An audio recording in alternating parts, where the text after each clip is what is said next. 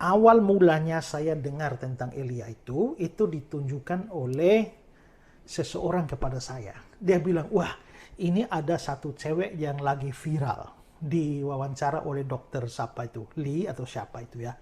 Nah lalu tunjukkan kepada saya, wah ini cewek ini hebat loh. Ya maka saya terima itu sebagai ada cewek gitu loh. Saya juga belum dengar dia, tapi dikasih tahu ada cewek. Ya saya lihat mukanya juga muka cewek. Jadi saya nganggap dia cewek. Belakangan ada orang yang kasih tahu saya, itu laki-laki. Loh, saya menonton terakhir itu ada video satu orang yang diwawancara dokter siapa, dokter Lee kayak siapa tuh? Richard Lee itu ya. Saya kira perempuan, ternyata laki-laki yang diwawancara itu. Saya kira perempuan, ternyata laki-laki yang diwawancara itu. Ya, nama Elia itu loh.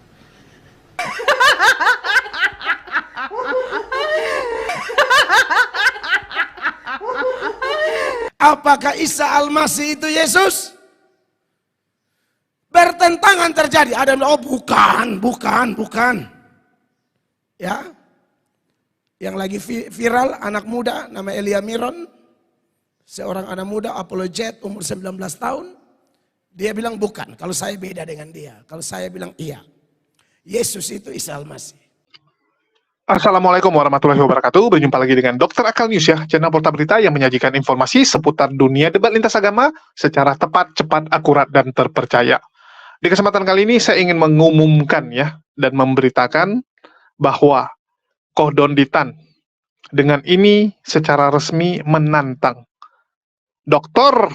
Deki Ngadas, seorang pendeta dan juga pengajar teolog, ya, seorang pengajar teolog di Sekolah Tinggi Teologi yang ada di Batam, untuk berani berdebat secara langsung, ya, berdebat secara langsung, bukan dengan berbalas pantun.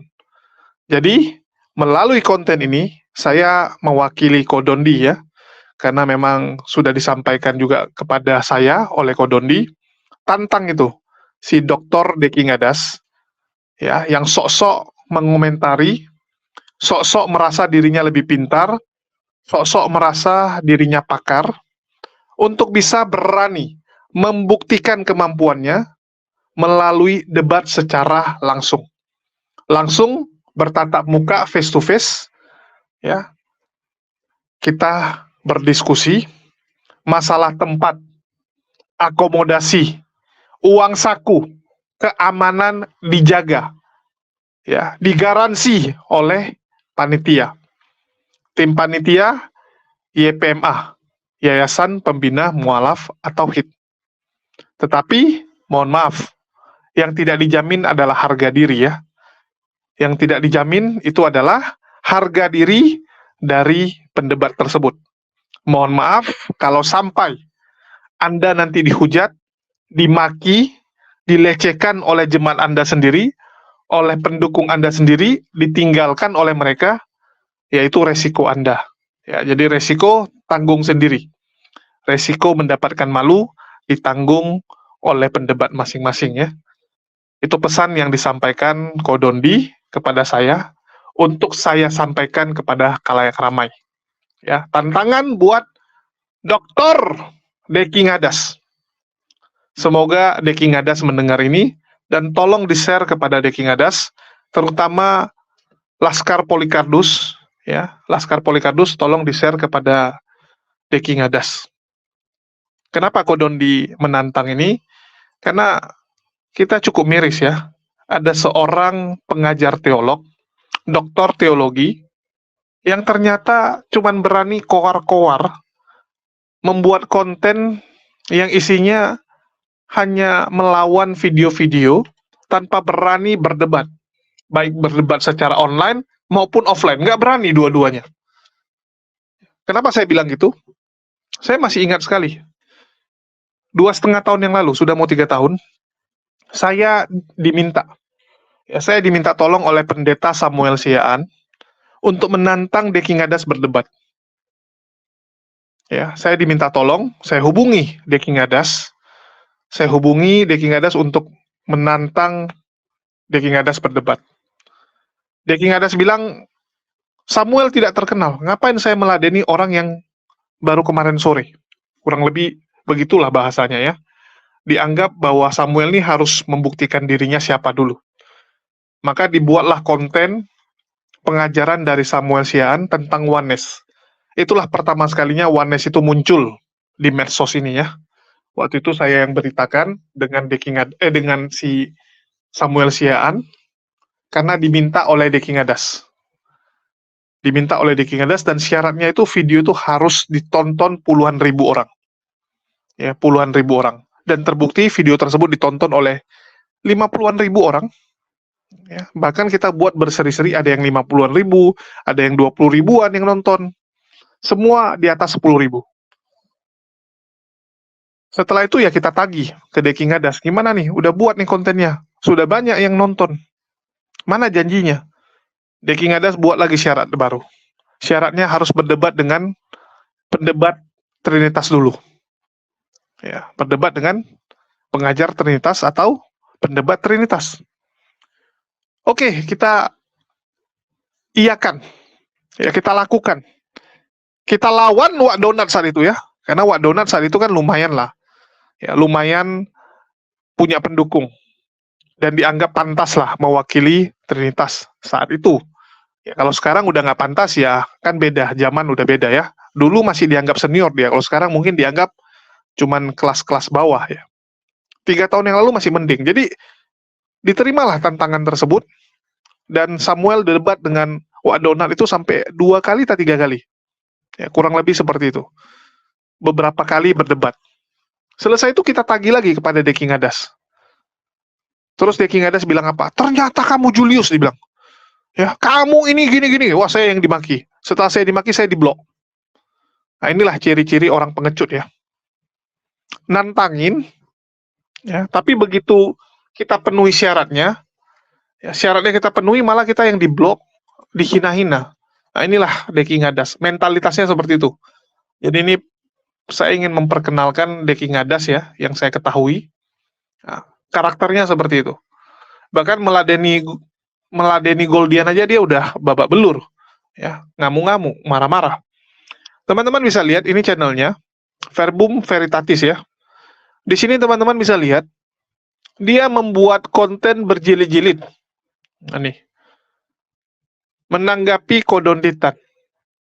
Ini 1, 2, 3, ya, 4. Dan ini akan bertambah lagi teman-teman. Hari ini mungkin dia akan komentari lagi Kodondi. Kan seperti itu. Jadi daripada Anda sibuk buat konten seperti ini, Pak, ya, mending yuk debat gitu. Disediakan hotel, ya, disediakan tempat tinggal, dikasih akomodasi, dikasih uang saku, enak lagi tempatnya kan gitu. Marilah berdebat secara langsung. Jangan cuman lawan video. Jangan cuman Anda bacot-bacot seakan-akan Anda pintar. Ya. Untuk Deki Ngadas, tolong ditanggapi ya. Apakah Anda akan kembali seperti 3 tahun lalu, memberikan syarat, begitu syarat dipenuhi, Anda yang kabur, Anda yang hilang. Saya masih sangat ingat itu. Kita udah capek-capek ya, penuhi syarat dia, begitu syaratnya terpenuhi, dia pula yang main ngeblok orang. Setelah marah-marahin orang, ngeblok. Itu kan ciri-ciri pecundang ya, menurut saya. Itu ciri-ciri dari seorang pecundang seperti itu. Bahkan Deki Ngadas ini kalau kita lihat, di kacamata orang Kristen sendiri. Ya, ini Kristen juga, Rudipan Layar Teologi. Di mata Rudipan, Deki Ngadas ini nggak lebih daripada apa? Bidat paling bidat, teman-teman. Ya, bidat paling bidat. Deki Ngadas tuh anak setan bahkan ditulis nih. Deki anak setan, memutarbalikkan kebenaran. Ngeri nggak, teman-teman? Ya, jadi tolonglah agak semat dikit gitu. Jangan cuman bacot-bacot lah. Coba Anda lihat Kodondi. Kalau Kodondi itu berani diskusi. Berani diskusi, berani diuji. Nah, ya, sudah teruji gitu kan. Debat dengan Budi Asali. Kita lebih respect dengan orang seperti Budi Asali ataupun Esra Soru lah. Ya, walaupun debatnya belum terjadi, tapi minimal Esra Soru udah duluan ngomong gitu kan. Walaupun sekarang terakhir dia bacot-bacot, Esra Soru bilang, wah, Donditan bajingan ya. Donditan bajingan. Tapi minimal dia sudah berani menyampaikan dia mau debat. Kalau Deki Ngadas ini kan nggak mau. Saya nggak tahu ya, apakah dia belajar dari pengalaman temannya, Muri Wali, karena kan temannya Muri Wali itu. Apakah belajar dari Muri Wali, melihat bahwa Muri Wali setelah diskusi malah dihujat oleh orang Kristen sendiri. Sehingga memilih, udahlah jangan ngambil resiko, daripada nanti dihujat juga sama orang, dimaki-maki, nanti ditinggalkan oleh pendukungnya, kan bahaya. Ya, saya nggak tahu lah pertimbangannya apa. Ya kita nggak tahu, itu kan pertimbangan masing-masing orang. Tapi tolonglah Pak, Anda ini kan dianggap sebagai pengajar nih, doktor malah ya, doktor teologi. Buktikan dong, kalahkan Kodondi dalam diskusi. Kalau bicara kalah mungkin debat gambarannya susah, tapi minimal ya Anda buat dia terdiam gitu. Ya, Anda buat pertanyaan-pertanyaan yang buat seorang Donditan ini bisa terdiam. Sama seperti saat Kodondi menanyakan pertanyaan-pertanyaan yang membuat seorang pendeta Budi Asali terdiam. Ya. Bagaimana Budi Asali terdiam dan menerima data-data dan fakta yang dibeberkan oleh Kodondi. Ibrani 9 ayat 2. 22, maaf. Ibrani 9 ayat 22 dikatakan, dan hampir segala sesuatu disucikan menurut hukum Taurat dengan darah. Dan tanpa penumpahan darah tidak ada pengampunan. Menurut Bapak, ini betul nggak Pak? Silakan Pak. Betul, silakan. Betul menurut Yesus atau menurut Paulus Pak? Silakan. Ini bukan Paulus yang nulis, silakan. Oh, ya memang bukan Paulus Bu. Ibrani bukan Paulus. Saya senang kalau Pak Budi langsung bilang ini bukan Paulus yang menjawab gitu. Ya, Jadi siapa Pak yang menulis ini Pak? Ibrani Pak, silakan. Tidak Pak. diketahui, silakan. Tidak diketahui. Baik. Jadi ada kitab, ada sebuah buku di dalam kitab yang tidak diketahui penulisnya. Menjadi catatan kita gitu ya. Saya tidak merasa perlu mengoreksi karena yang saya maksudkan itu ayat 1, ayat Baik. 2, ayat 3 dan seterusnya begitu, silakan. Baik, kalau Bapak tidak mau mengoreksi, saya menanya. Yohanes 1 ayat 5 ayat 7 itu firman Allah bukan Pak? Silakan. Bukan, silakan. Nah, itu sudah kontradiksi lagi dengan pernyataan Bapak. Apa yang sudah masuk ke dalam sini itu adalah firman Allah. Makanya Sekarang itu Bapak ada. bilang bukan, saya belum bilang. Silakan Oke, Pak. oke. Jadi itu sudah kontradiksi dengan pernyataan Bapak sendiri.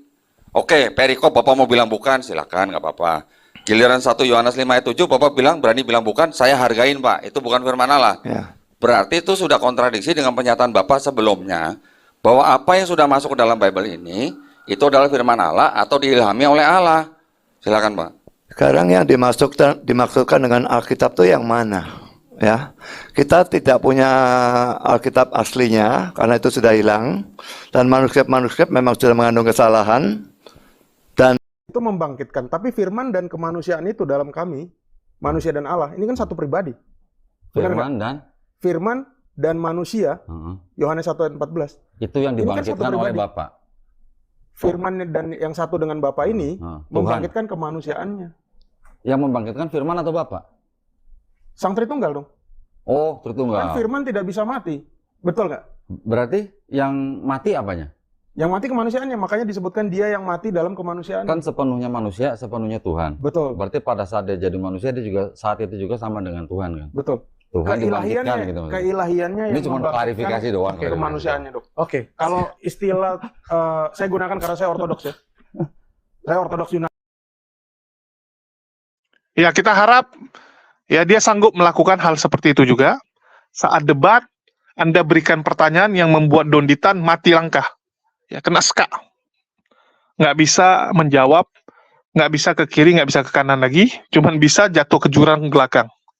Nah, sama seperti yang dilakukan Kodondi kepada lawan-lawan diskusinya selama ini.